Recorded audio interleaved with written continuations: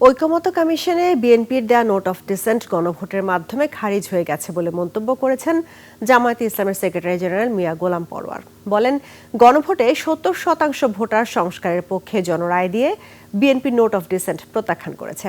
জাতীয় প্রেস ক্লাবে তথ্য সম্প্রচার খাতের সংস্কারমূলক রোডম্যাপ শিরোনামে সেমিনারে তিনি এসব কথা বলেন। জামায়াতের সেক্রেটারি জেনারেল আরও বলেন, ঐকমত্য কমিশনের সংস্কার প্রক্রিয়ার সঙ্গে সম্পৃক্ত থাকার পরও বিএনপির সংস্কার বিরোধী অবস্থান জাতির জন্য দুর্ভাগ্যজনক।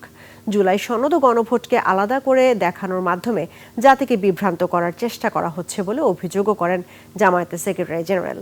এ সময় গণভোটের রায় অক্ষরে অক্ষরে মেনে চলার আহ্বান জানিয়ে মিয়া গোলাম পরোয়ার সংস্কারের মাধ্যমে গণমাধ্যমের স্বাধীনতা নিশ্চিত করার দাবি জানান। যারা এখন ক্ষমতায়, তাদের যিনি প্রধানমন্ত্রী, তিনিও তো হাভোটের পক্ষে ক্যাম্পেইন করেছিলেন, কি করেছিলেন না? তো আমরা তো সুধারণার ভিত্তিতে বিশ্বাস করব, তিনিও হাতে ভোট দিয়েছিলেন। যে স্বরাষ্ট্রমন্ত্রী, আইনমন্ত্রী ব্যাখ্যা দেন পার্লামেন্টে, তারাও হাতে ভোট দিয়েছিলেন। হাতে ভোট দেওয়ার অর্থ হলো যে আপনি ৮৪ যে সংস্কার উইদাউট নোট অফ ডিসেন্ট আপনি মেনে নিয়েছেন। এখন বলেন না, এটা আমরা মানব না, এটা ভোট করার জন্য আপাতত আমরা সই করেছিলাম। এটা কি কোনো দায়িত্বশীল, সৎ, সিনসিয়ার পলিটিক্যাল পার্টির কোনো বক্তব্য হতে পারে পার্লামেন্টের মতো জায়গায়?